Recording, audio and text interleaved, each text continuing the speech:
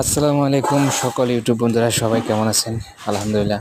তো আজকের ভিডিওটা হচ্ছে কাজের, এই কাজগুলো করি দুবাইতে। এগুলো হচ্ছে উডবোর্ডের কাজ, এগুলা যে ওয়ালে ফিটিং হবে।